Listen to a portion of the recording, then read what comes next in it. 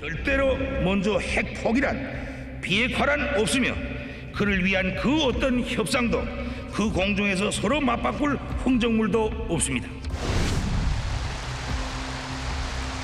주의가 남아 있으며 미국과 그 북한의 경제와 민생을 획기적으로 개선할 수 있는 담대한 구상을 지금 이 자리에서 제안합니다.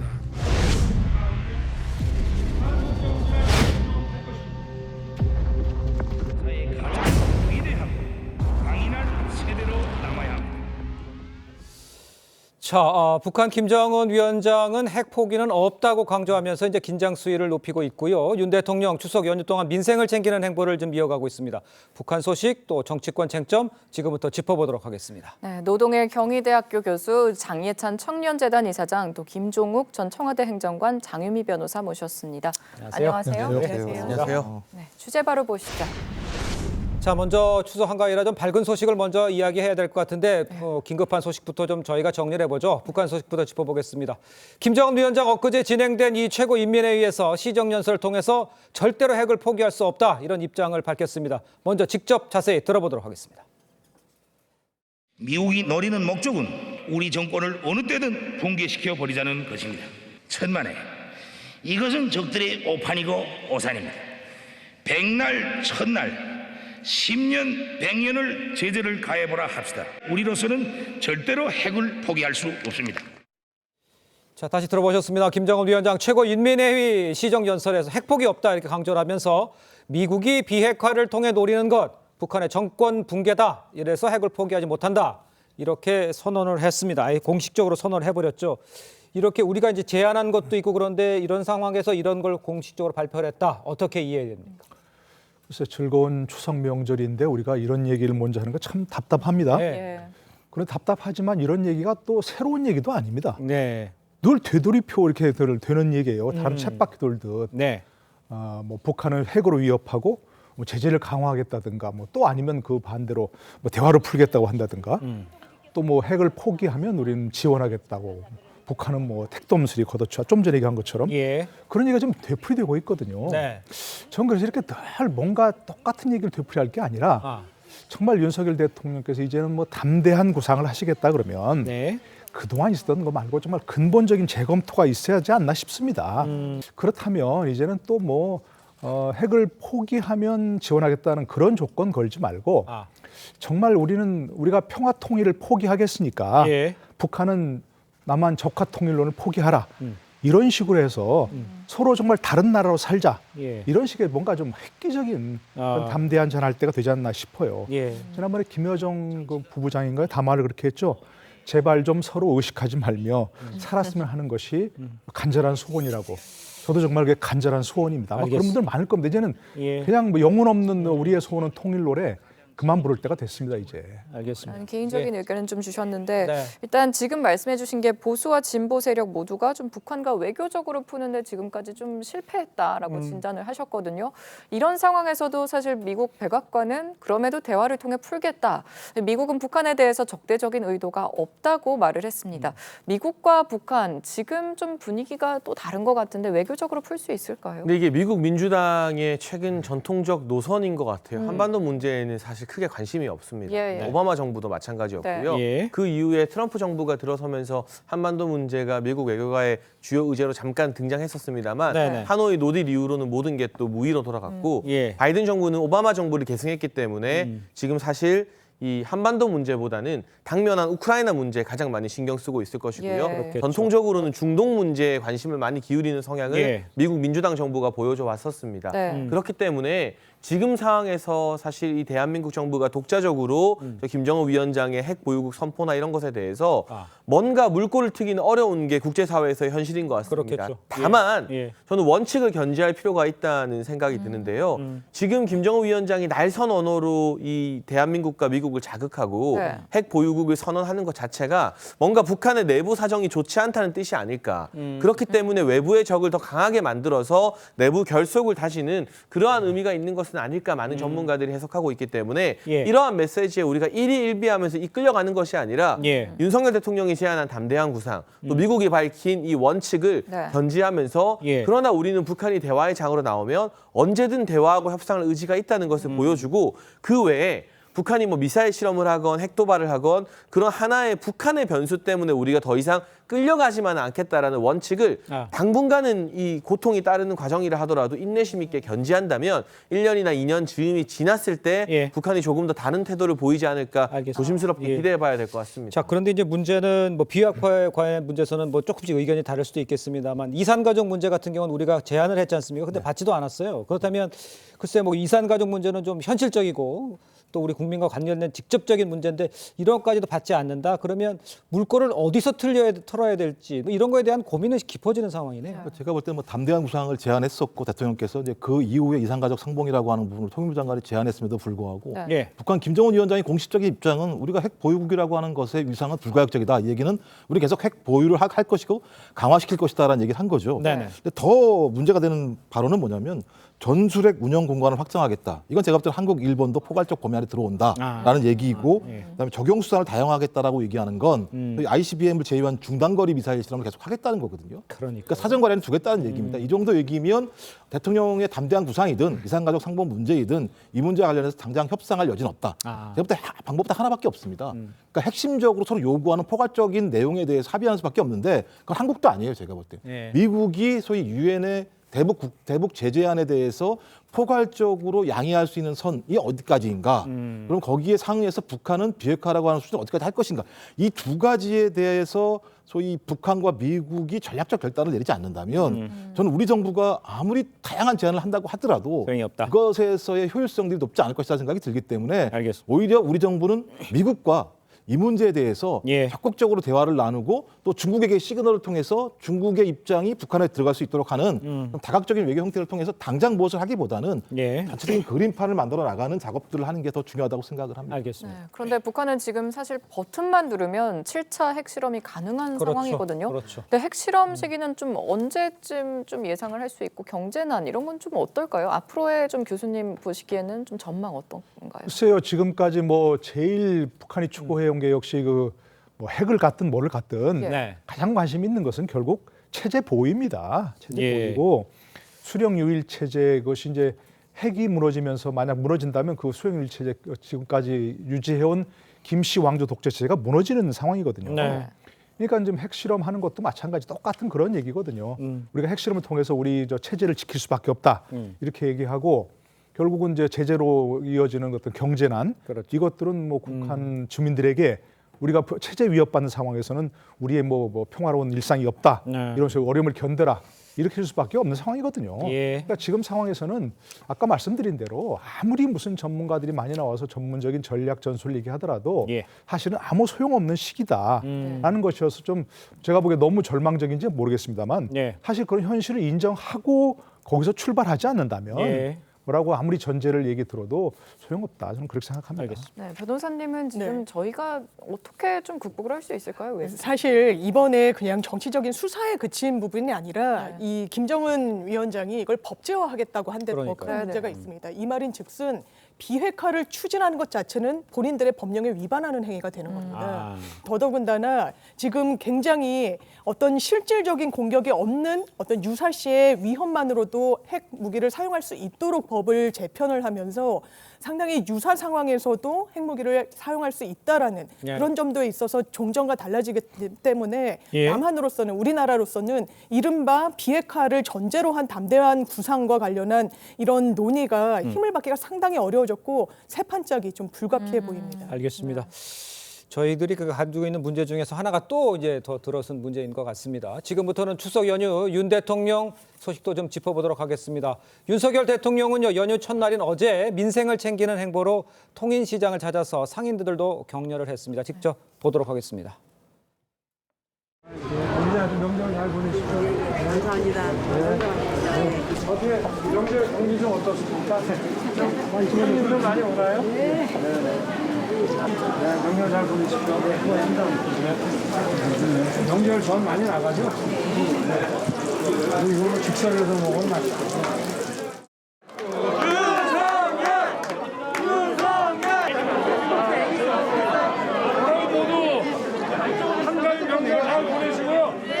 건강하십시오. 민생은 저희가 책임지고 잘 하겠습니다.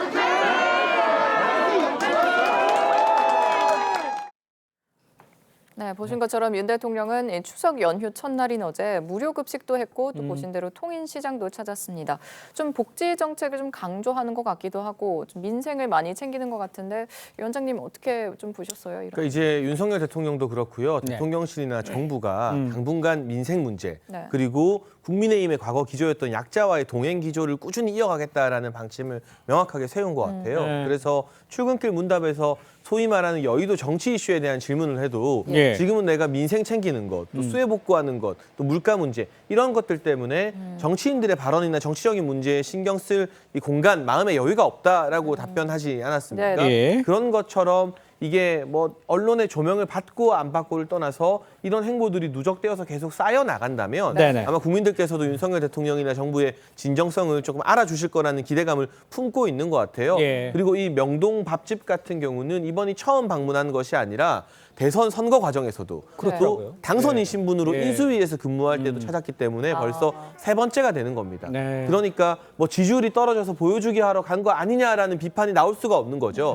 앞으로도 이렇게 일관성 있는 이 민생 행보 또 약자와 동행하는 행보를 보여준다면 여러 가지 정치적인 이슈들이 많이 있기는 합니다만 예. 그래도 국민들이 다시 한번 윤석열 정부를 신뢰하는데 도움이 될 만한 그러한 일정들이 되지 않을까 싶습니다. 알겠습니다. 자, 이런 가운데 이제 지난 대통령 선거 기간 동안에 당시 윤석열, 이재명 이 후보의 이 배우자들에 대해서 허위 사실을 공표한 혐의로 유튜브 채널 운영자들이 재판에 넘겨졌습니다.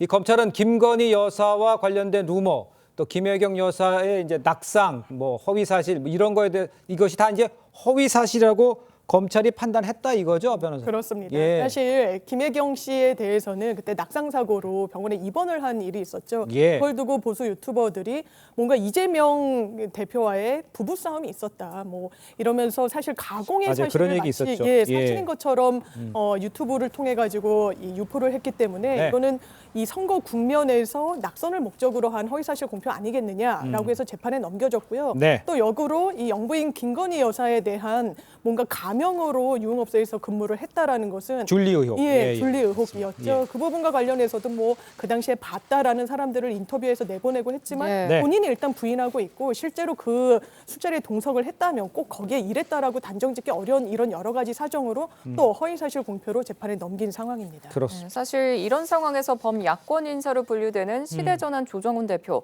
대통령 부인을 공격하는 것은 좀스럽다면서 특검법 이 반대 입장을 밝혔습니다. 그런데 또 조홍천 민주당 의원은 특검법의 정상적 통과는 힘들다고 했고요. 야권에서 지금 이런 목소리 나오는 건 어떻게 보셨습니까? 저는 뭐 당연한 목소리라고 생각하고요. 네네. 현재 이제 특검법을 169명 전원 명의로 지금 민주당에서 예. 발의했지 않습니까? 네. 그런데 민주당에서 발의하면서도 아마 이거 특검법이 뭐 법사위 또 이제 본회의 통과해서 네네. 또 뭐 대통령 앞에까지 가서 거부권 여기까지 나오는 상황까지 아마 생각을 하지 않았을 거예요. 예. 그게 아니고 현재 당장 이재명 대표가 기소되니까 그에 따라서 맞불 역할을 할 수 있는 예. 그래서 이른바 또 추석 전에 추석 밥상에 뭐 정치권 얘기를 빌리자면 추석 밥상에 이재명 대표만 오르는 게 아니라 예, 네. 뭐 이런 김건희 여사 소식도 좀 오르도록 해보겠다. 예. 막 그 정도 의도가 있는 것 같아요. 그러니까 지금 조정훈 대표가 지금 얘기한 것도 상당히 중요한 의미가 있는 게 만약에 이제 법사위에서 정상적인 처리가 힘들면 네. 법사위원장이 김도 그 국민의힘 의원 아니겠습니까? 그렇습니다. 그러니까 그게 힘들면 패스트트랙으로 갈 수 있는 부분이 있는데 예. 지금 법사위 18명 중에 11명이 찬성을 해야 되는데 10명 민주당 의원이고 조정훈 대표가 찬성을 해야만 되는데 그러니까요. 이와 같이 남의 부인에 대한 공격 참 좀스럽다 하는 그렇게 명백한 반대 의사를 표시했으니까 뭐 법사위 통과도 어렵고 뭐 패스트트랙도 어렵다는 건 분명합니다. 그러나 아까 말씀드린 대로 이것은 그냥 공격으로서 좋은 공격을 위한 공격, 뭐 이렇게 아닌가 싶습니다. 공격을 위한 공격 이거 어떻게 들으셨습니까? 예, 뭐 제가 볼 때는 법률적으로는 가능한데 현실적으로는 불가능한 상황이란 봐요. 그러니까 법률적으로 불가능한 건 아닌 거죠. 요건은 다 되는 상황인데 말씀하신 것처럼 여야가 합의하는 관행이 분명히 있어 왔습니다. 네네. 이 합의 과정에서도 논란이 많을 거고 예. 합의가 안 되면 이제 패스트트랙 한다고 말씀하시는데 제가 볼 때 패스트트랙 관련해서도 상당히 많은 시간이 걸릴 수밖에 없을 것이고 예. 그 과정에서 국민들은 또 다른 정쟁에 항상 상당히 피곤해하실 거라는 생각이 들어요. 그리고 마지막으로 또 대통령이 거부권을 행사하게 되면 아무런 실효가 없는 측면들이 분명히 있기 때문인데 문제는 이 법안의 핵심적인 내용들이 있습니다. 그러니까 공정성이 없을 때는 특검을 발의할 수 있게 만들어놨어요. 그렇다면 지금 야당이나 일부 국민들 같은 경우는 공정하지 않다고 보는 건데 네네. 하나는 소위 좌동훈 우원식이라고 얘기하는 법무부 장관, 예. 그다음에 검찰총장이 소위 지금 현직 대통령의 최측근이라고 불리는 측면들이 분명히 있고 예. 또 하나는 김건희 여사와 관련해서 소위 도이치모터스 주가적과 관련된 문제가 그냥 끝난 문제가 아니라 새롭게 문제가 제기되고 있는 상황입니다. 네네. 그럼에도 불구하고 2년 6개월 동안 제가 볼 때 검찰이 소환을 안 했거나 예. 아니면 소환을 했더라도 응하지 않았거나 이런 문제가 있었다는 거죠. 그렇다면 이런 의혹들은 분명히 있다. 그렇다면 검찰이 이 문제와 관련해서 좀 공정한 수사를 추진할 필요가 있다는 생각이 들고요. 네네.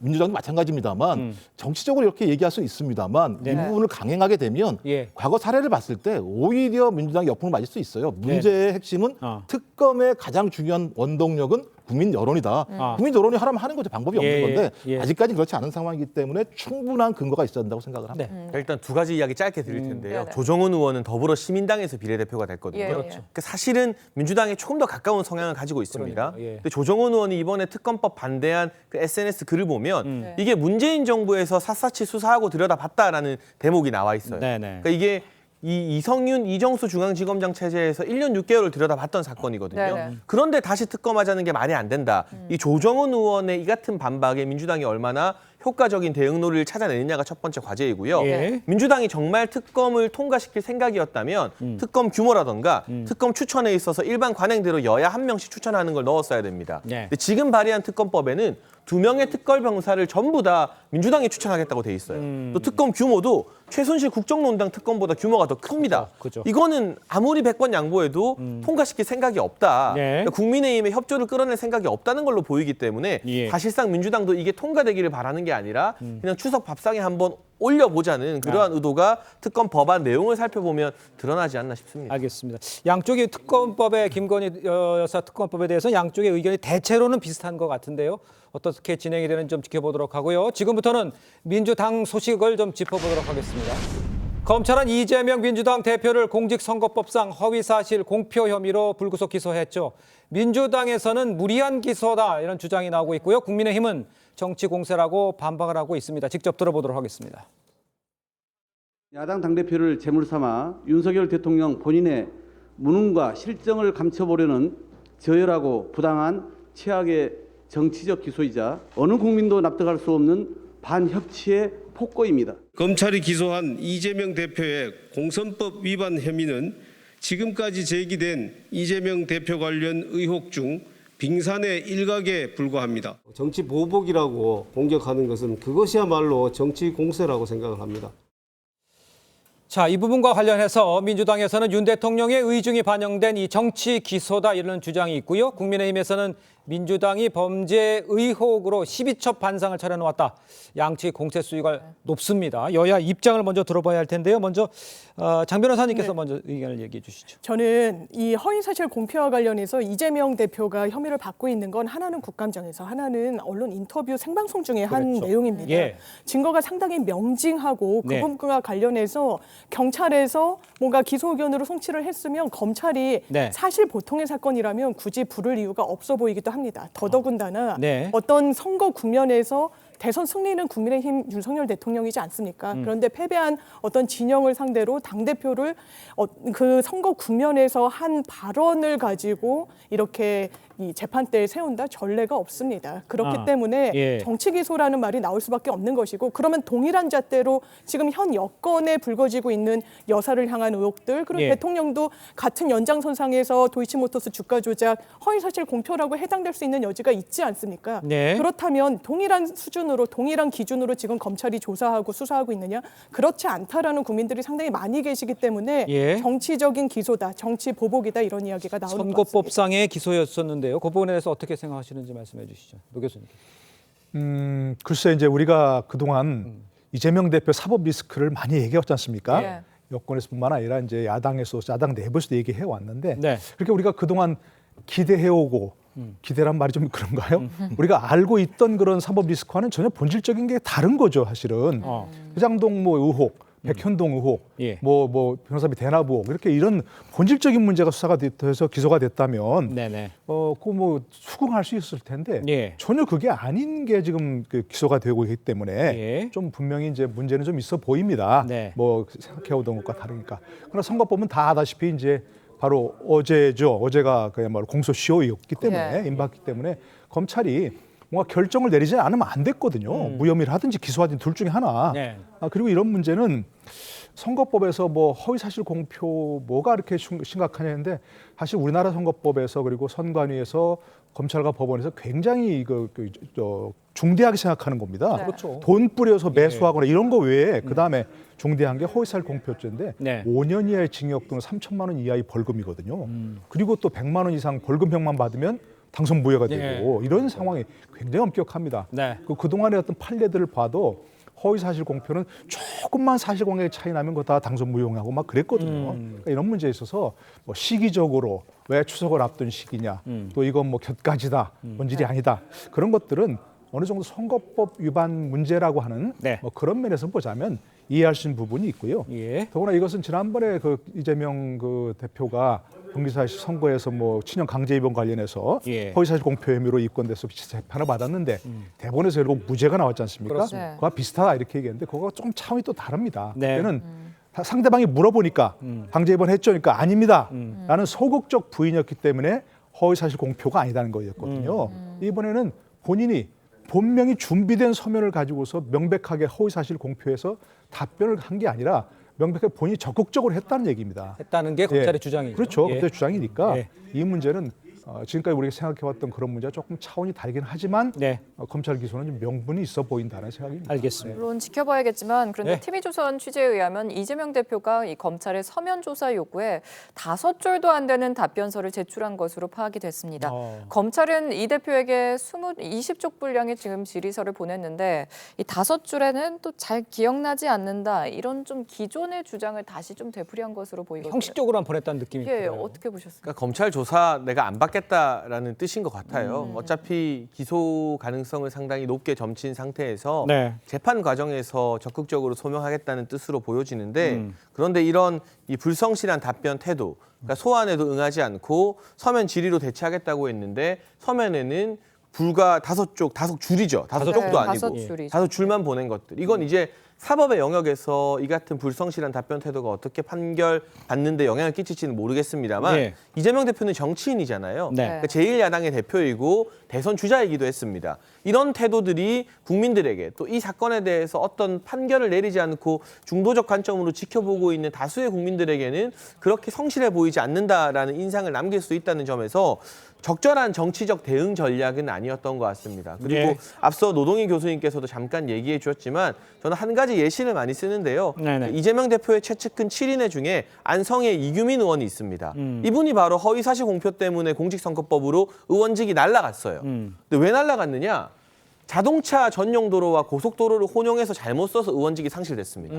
이게 일반 국민의 시각으로 보면 아니 그 정도 잘못 쓸 수도 있지 싶잖아요. 네. 하지만 법원에서 매우 엄격하게 판단을 하는 거죠. 예. 그래서 그 자리에 재보궐선거에서 국민의힘 김학용 의원이 이번에 당선됐거든요. 예. 근데 상식적으로 자동차 전용 도로와 고속도로 잘못 쓴 게 더 중한 허위 사실입니까? 김문기 전 처장 모른다고 했다거나 국토부를 협박받아서 백현동 용도부지 변경해줬다고 하는 게 더 중한 허위 사실입니까? 예. 만약 허위 사실이 맞다는 전제하에서 본다면 네네. 이재명 대표가 한 발언들이 훨씬 더 심각한 허위 사실로 판결받을 여지가 있기 때문에 예. 이게 결코 가벼운 사건으로 보여지는 것은 아니다라는 말씀을 드리고 알겠습니다. 싶습니다. 가벼운 사건은 아니라는 거는 맞는 것 같고, 근데 문제는 이게 이제 100만 원, 아까 노 교수님께서 언급을 했습니다만 이 100만 원 이상의 벌금이 확정되면 이제 이재명 대표 같은 게 어려운 상황에 처해질 수 있는 상황인데 이러한 현실에 대해서 민주당에서 어떤 입장입니까? 뭐 제가 가정을 절대로 얘기할 수는 없지만 그렇죠. 예. 그러니까 2023년 9월 9일 이전 1년 정도 걸린다고 얘기하니까요. 네네. 말씀하신 것처럼 검찰이 계속 지금 자기들이 자신하고 있으니까 증거를 확정적으로 얘기해서 법원이 이걸 인정하면 무죄 판결 받는 거죠. 이거 뭐 예. 어쩔 수 없는 거죠. 네네. 그래도 100만 원 이상이고 원칙을 상실하니까 법원이 이걸 고려해서 할 수 있는 부분은 분명히 아니라는 생각이 드는 것이고 예. 근데 만약에 무죄일 경우 어떻게 할 거냐 이런 문제가 분명히 있어요. 어허, 예. 지금까지 거의 1년 가까이 이 문제와 관련해서 저희 국민의힘이 계속 공격을 해왔습니다. 네. 근데 그럼 1년 동안 계속 어떤 형태로든지 국민들에게 또 다른 방식으로 허위 사실을 유포한 거나 마찬가지의 상황이 벌어지는 측면들이 분명히 있거든요. 네. 그래서 국민의힘이 계속 이런 문제 제기를 하는데 그렇다면 본인들이 만약에 무죄일 때는 어떻게 할 건지에 대해서도 명확하게 좀 국민에게 말씀할 필요가 있다는 생각이 드는 것이고요. 네. 또 하나는 어느 순간부터 검찰은 선인 것처럼 얘기되는 경향들이 되게 많아요. 못 그러니까 들었습니다. 검찰이 선인 것처럼 선인 것처럼. 예, 예를 예, 예. 들면 법원이 소환장을 발부하는 것에 대해서 응하지 않으면 그건 불법적인 거지만 검찰이 출석 요구하는 거에 대해서 수사하지 않는 건 이게 강제 조사가 아니기 때문에 그거는 맞죠. 예를 들면 예. 안 갈 수도 있는 거예요. 근데 안 가니까 뭐가 문제가 있다라고 얘기한다거나 이건 되게 문제가 있다는 생각이 드는 것이고 예. 또 하나 같은 경우는 마찬가지입니다만 어떤 형태로 검찰이 요구하는 사항에 맞게 반응하지 않으면 문제가 있는 것처럼 전 그렇지 않다. 우리나라 헌법에는 저항권, 반론권들을 충분히 보장하고 있기 때문에 언제부턴가 국민의 기본권보다 예. 저희 검찰이 실행하고 있는 수사 관련된 조항들이 더 강조되는 건 좀 문제가 있다는 생각이 들고요. 말씀하신 것처럼 수사 과정에서 검찰이 자신이 있다면 입증하면 된다. 나중에 입증하지 않았을 때 검찰은 다시 한번 정치 검찰이라는 오명을 쓸 수밖에 없기 때문에 예. 또 지켜보시죠. 뭐 1년 내 판결이 날 거니까. 알겠습니다. 지켜보도록 방금 하죠. 말씀드리면 이 대표의 이 5줄 답변 이게 조선일보 단독이었는데 네. 여기에 또 더해서 더 있습니다. 이 대선에서 선거법상 허용되지 않는 단체를 만들어서 이재명 당시 대선 후보를 도운 혐의로 아태평화교류협회 이른바 야태협 간부가 기소가 됐는데 아태협이 쌍방울로부터 수억 원을 지원받아서 유착 의혹까지 제기가 되고 있습니다. 네. 이거 재판 과정도 좀 많이 어떻게 예상하시나요? 일단 아태협의 간부가 기소가 됐습니다. 네. 이것도 선거법 위반 혐의이기 때문에 네. 그런 혐의를 받고 있어서 9월 9일까지는 기소를 했어야 되는데 예. 이 쌍방울 기업에 대해서 지금 뭐 횡령, 배임 여러 가지 수사가 펼쳐지고 있고 이 압수수색을 단행하는 과정에서 증거물을 분석해 보니까 네. 아태협과 관련해서 뭔가 범죄 혐의를 포착했다는 게 지금 검찰의 설명입니다. 예. 구체적으로는 선거 국면에서 이 선거법상 선거사무실은 법적으로 허용된 곳만 아주 제한적으로 운영할 수 있도록 돼 있습니다. 이걸 어기게 되면 처벌 조항까지 가지고 있는데 불법적인 선거 조직을 운영한 거 아니냐. 그리고 이 아태협의 전모 간부라는 사람이 네. 이걸 주도적으로 해서 선거를 우회적으로 지원한 거 아니냐. 이런 혐의로 지금 기소가 된 상황이라서 네네. 이 부분 또한 공소유지가 과연 가능할지 지켜봐야 될 것 같습니다. 그러니까요. 자, 그런데 이제 TV조선 보도에 의하면요. 이제 검찰은 쌍방울 그룹과에 관련해서 압수수색에 나서고 있는데 회계장부 등 단서들이 이미 사라진 정황이 포착되고 있는 것으로 전해지고 있습니다. 지금 문제는 이제 쌍방울 그룹 내에서도 자체적으로 문제가 있는 것도 맞는 것 같고 또 연결된 것도 좀 있는 게 같다는 것이 이제 검찰의 생각인 거잖아요.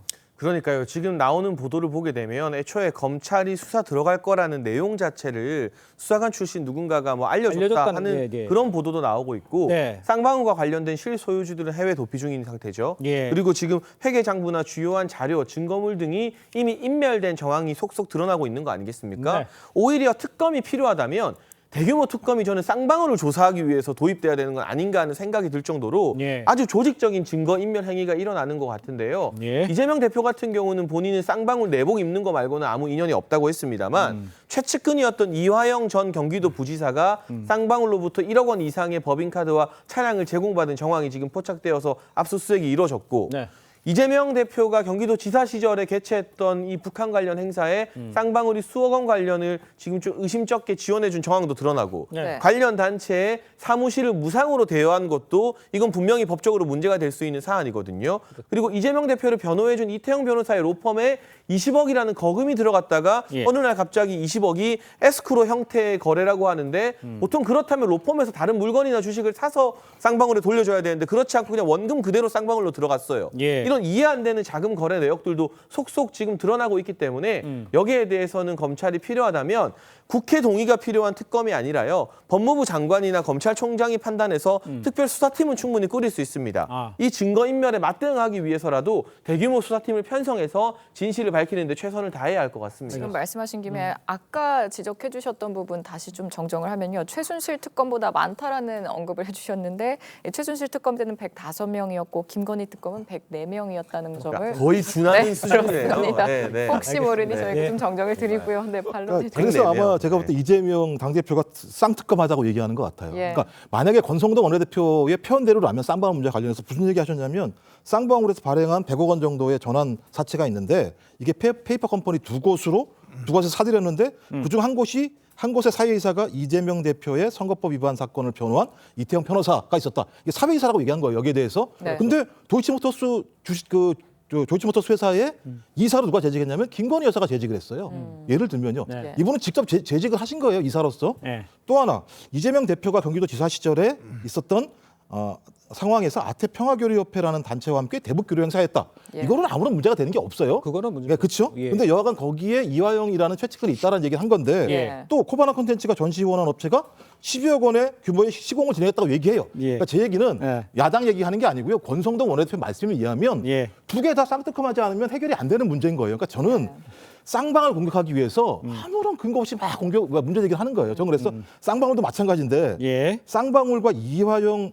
전 의원 간의 관계에 대해서는 밝힐 필요가 분명히 있어요. 아. 근데 이 문제와 관련해서 이재명 후보가 관련했다는 건 아무것도 나온 게 없는데 이 문제만 나오면 쌍방울 얘기만 나오면 이재명 당대표랑 연관이 있기처럼 얘기하는 건 상당히 문제가 있는 거죠. 저는 그래서 여당이도 마찬가지입니다만 좀 예. 명백한 근거를 가지고 말씀을 하셔야 이 부분과 관련해서 좀 국민들이 납득할 수 있는데 네. 계속 말씀드리면 권성동 원내대표 말씀대로라면 쌍특검 해야 돼요. 다른 방법이 없어요. 예, 알겠습니다. 그러게요. 양쪽에 다 지금 김건희 특검법과 또 뭐 여러 가지 또 이 이재명 대표와 관련돼서 문제점에 대해서 지적을 하고 있는 상황입니다. 자, 그래서 그런지 이재명 대표의 취임 이 수락 연설에서 윤 대통령에게 영수회담을 제안을 했습니다. 자, 이 영수회담 제안 물론 대통령이 받고 안 받도 대통령이 결정을 하겠습니다만 영수회담에 대해서는 대통령은 조금 불편한 시선인 것 같은데요. 그렇습니다. 이게 영수회담 가능할까요? 사실상 하지 않겠다는 보이콧이 아닌가 싶습니다. 왜냐하면 당이 안정되면 하겠다고 했는데 네. 국민의힘이 안정될 기미를 보이고 있지를 않습니다.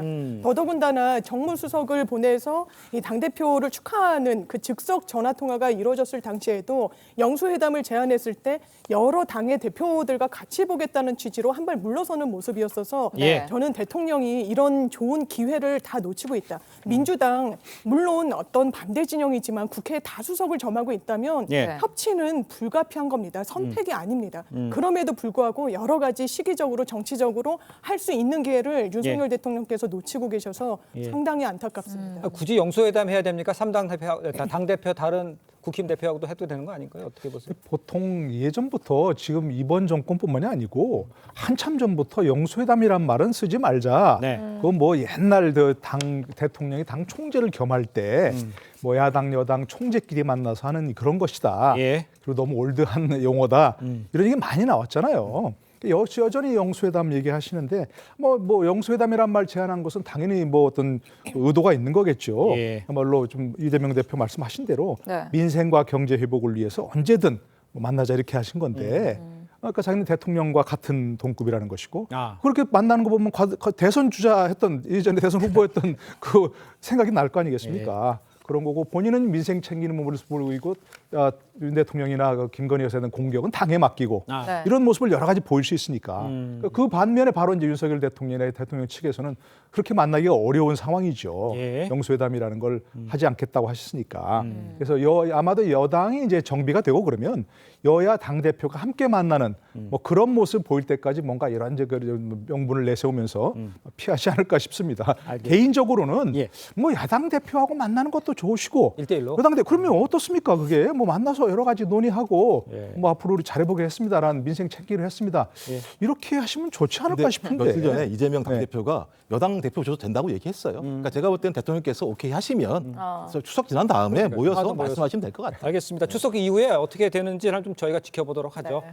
자, 지금부터는 국민의힘 소식도 짚어보도록 하겠습니다. 정진석 위원장이 추석 연휴 동안에 비대위원에 대한 인선 작업을 마무리해서 연휴 직후에 발표할 계획이라고 했습니다. 과거 친윤 비대위라는 지적을 받았는데 이번에는 어떻게 다를지 우리 위원장께서 좀 생각은 어떠십니까? 이번엔 좀 다릅니까? 그런데요, 사실 국민의힘이라는 정당에서 윤석열 정부 성공을 위해서 노력하고 헌신하겠다라는 대의 명분에 동의하지 않는 정치인이 있을까요? 그건 없겠죠. 그래서 누가 친윤이다 비윤이다라는 것 자체가 민주당이나 또는 국민의힘 내에 어떤 내분을 획책하려는 소수 세력이 만든 나쁜 프레임이라고 생각해서요. 있어서 네. 이번 비대위원 인선이 어떻게 될지 제가 전혀 모릅니다만 친윤이 몇 명이고 비윤이 몇 명이다 이렇게 따지는 건 좀 부적절하다고 보여져요. 다만 지역적으로 또 성별적으로 또 연령, 세대적으로 좀 골고른 분화가 있었으면 좋겠다라는 생각이 들고요.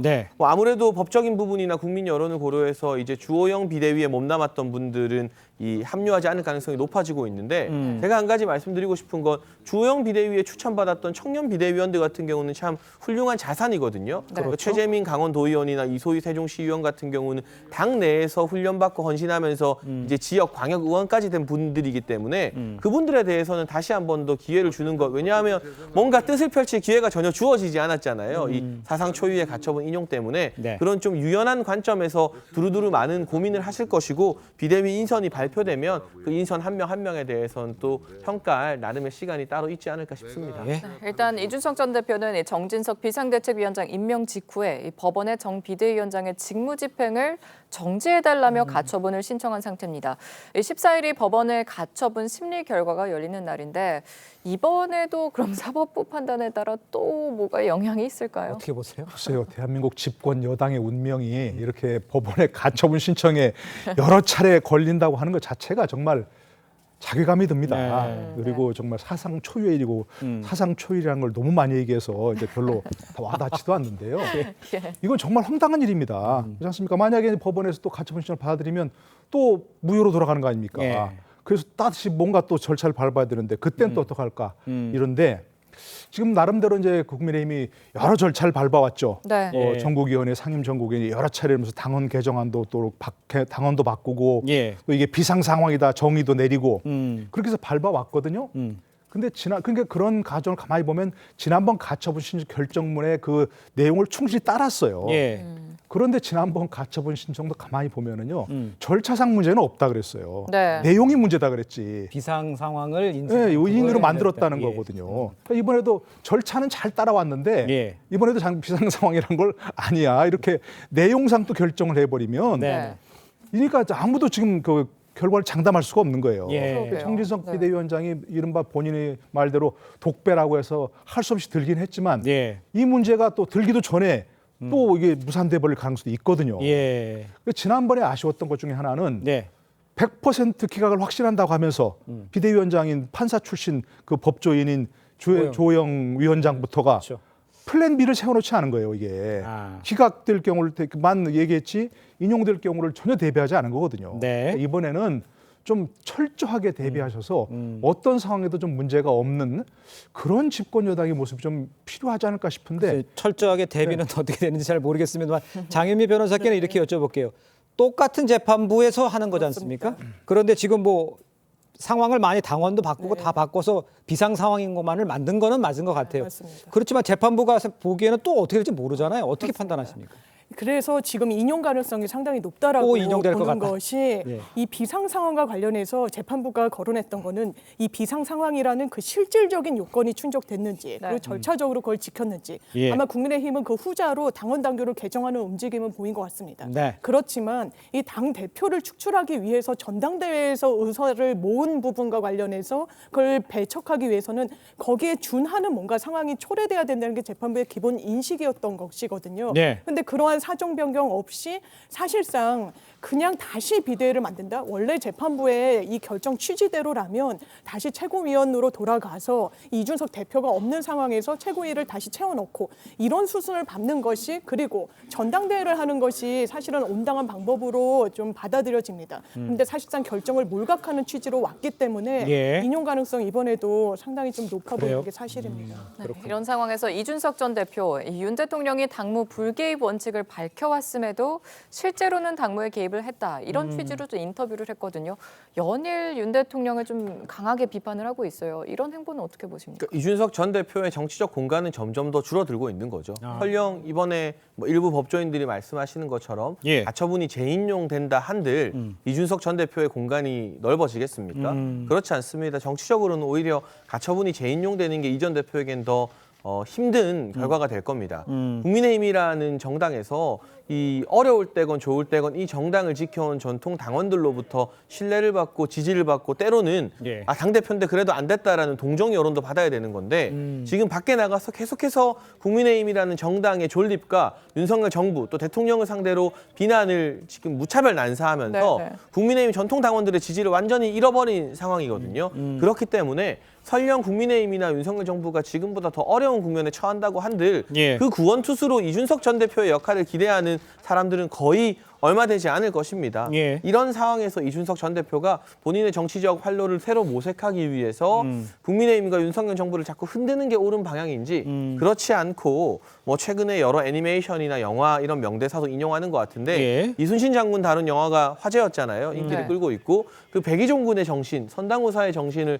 다시 한번 돌아보는 것이 옳은 방향인지 예. 한번 이준석 전 대표도 고민이 필요한 시점이 아닐까 싶습니다. 그 이준석 대표 같은 경우에는 뭐 가처분이 인용이 되고 또 본인의 입지에 대해서는 글쎄요, 뭐 자기 나름대로의 행보를 하겠죠. 어떻게 봐야 됩니까? 그렇죠. 이제 본인 입장에서는 법원의 판단에 따라서 명분을 얻었다고 생각할 것이고 본인에게 없는 세력을 확보하려고 지금 노력하고 있는 측면도 네, 분명히 있는데 문제의 핵심은 저는 정치가 복원되지 않고 있다는 거죠. 그러니까 국민의힘 내부에서 이 문제에 대해서 해결할 예. 정치적인 모색들을 하고 있지 않다. 아. 한쪽은 이준석 당대표를 완벽하게 낙마시키려고 하는 측면이 있는 것이고 예. 이 낙마에 맞서서 이준석 당대표 같은 경우는 끝까지 이것에 맞서서 싸우겠다라는 어떤 모습을 보이고 있기 때문에 예. 근데 지점은 하나는 있는 것 같아요. 이제 경찰 수사 결과를 좀 봐야 될 것 같은 그렇겠죠. 느낌은 있습니다. 네. 근데 지금 흐름을 보게 되면 기소할 수 있을지 잘 모르겠어요. 흐름을 보게 되면 근데 기소를 못 하게 됐을 때는 네네. 이준석 당대표를 낙마하려고 했을 가장 기본적인 근거였던 예. 성산납 의혹과 관련된 문제가 이상하게 좀 갈 수 있는 가능성이 되게 높습니다. 저는 그래서 다른 건 다 필요 없습니다만 여야 모두가 좀 사법 리스크에 있다고 얘기한다면 이걸 벗어날 수 있는 유일한 길은 제가 볼 때는 정치를 복원하는 겁니다. 적어도 대통령과 국민의힘에 있는 중진들이 예. 폭넓게 이 부분에 대해서 어떤 정치적 방법들을 만들어내시고 이준석 당대표도 젊은 혈기만으로 정치를 할 수 있는 건 아니기 때문에 네, 네. 본인도 양보하는 정신들을 가져서 예. 국민의힘의 어떤 출구가 보일 수 있다라고 하는 희망을 추석 이후에 보여주셔야 돼요. 예. 안 그러면 어느 한쪽이 제가 볼 때는 와르르 무너질 수밖에 없겠죠. 알겠습니다. 추석 연휴 기간 동안에 정치인들이 아마 국민들의 많은 이야기를 아마 수렴해 들을 겁니다. 그 후에 어떤 결과들이 나올지 저희는 지켜보도록 예. 하겠습니다. 자, 네 분과는 여기서 인사 나누겠습니다. 고맙습니다. 감사합니다. 감사합니다.